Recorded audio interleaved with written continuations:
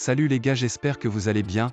On se retrouve aujourd'hui pour une nouvelle vidéo retraçant le parcours de Axel Merrill, l'un des tout premiers web humoristes ouest-africains qui s'est reconverti récemment en artiste-chanteur. N'oubliez pas de vous abonner et de liker la vidéo pour soutenir la chaîne. Merci à tous ceux qui le feront et on se retrouve juste après le générique.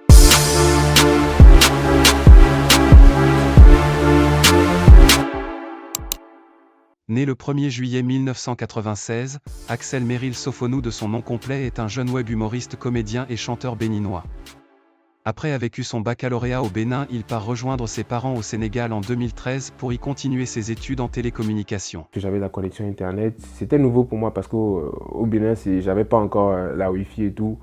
Mais quand je suis venu au Sénégal, c'était assez intéressant d'avoir la Wi-Fi et je me demandais pourquoi je ne vais pas l'utiliser autant que voilà, les parents payaient et tout.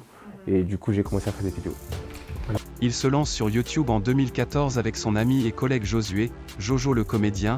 Il poste régulièrement des vidéos d'eux en train de danser sur les musiques en vogue à l'époque allant aux danses robots. Avec la montée en puissance du réseau Vine dans les années 2015 avec les web humoristes français comme Mister V, Gmax etc., sur laquelle les gens posent des vidéos à caractère humoristique de 6 secondes, il rejoint ainsi le réseau Vine et y poste aussi ses différentes vidéos en compagnie de son ami de toujours Jojo le comédien. Jusqu'ici tout se passe normalement pour le jeune Axel après s'être lancé en solo parce que son fidèle ami Jojo le comédien pour des raisons de planning scolaire ne pouvait plus l'accompagner dans la réalisation de vidéos communs. Il arrive pourtant à se créer une petite communauté sur ces différentes plateformes solo. Tout va s'accélérer le jour où il se fait repartager par le meilleur rappeur français Booba sur sa chaîne Instagram pour une vidéo qu'il a fait sur le rappeur Kari avec qui Booba est en froid. Frère Caris, je viens de voir ta vidéo. Ouais, c'est comment? Mon frère, non, au fait, tu sais, c'est nul quoi. Tu sais. Plusieurs médias vont à leur tour le partager, ce qui lui fera une bonne pub et lui donnera plus de visibilité. Ces différents réseaux gagnent de milliers d'abonnés en quelques jours et ces différentes vidéos sont visualisées des millions de fois. Après avoir eu son master en télécommunication, il décide de s'expatrier à son tour vers la France pour faire des études en cinématographie, montage et effets spéciaux tout en continuant ses vidéos avec beaucoup plus de budget et une meilleure qualité visuelle.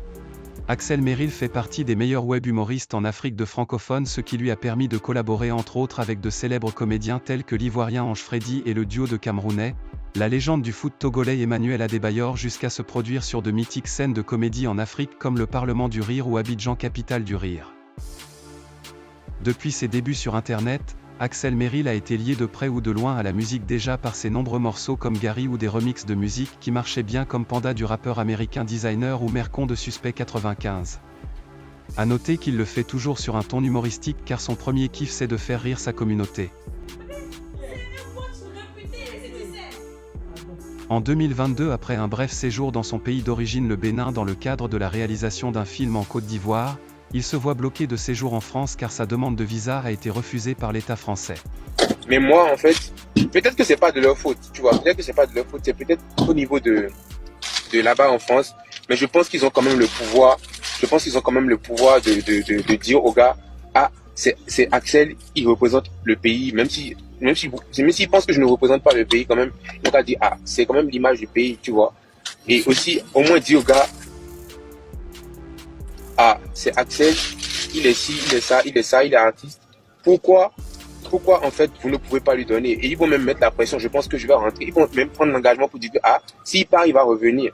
Parce que moi, je sais pas, je vais pas aller dormir, je vais pas aller, je sais pas, je ne vois rien en France que je n'ai pas, au fait, au pays, vous voyez. C'est-à-dire que quand je vais en France, par exemple, même, je reviens très vite au pays parce que le pays me manque, tu vois. Mais quand je vais là-bas, c'est pour travailler. J'ai ma soutenance. David, j'ai ma soutenance, au fait, en juillet. Je ne peux même pas passer ma soutenance parce qu'ils m'ont refusé le visa.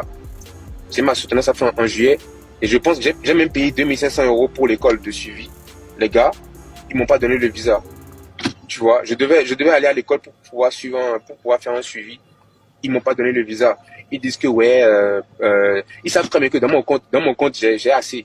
Dans mon compte, j'ai assez pour pouvoir voyager. Ils ont trouvé une autre, une autre excuse, je sais pas.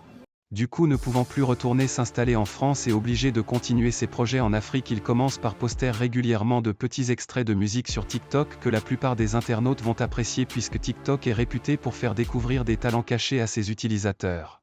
Il signe rapidement un contrat chez Sony Music Afrique sous lequel il va sortir son premier album studio, Température, porté par des titres comme Kimi, Julie avec son compatriote béninois et grand frère Petit Miguelito, des feats avec Adebayor, la chanteuse gabonaise Emma qui sera présente pour son premier show en France.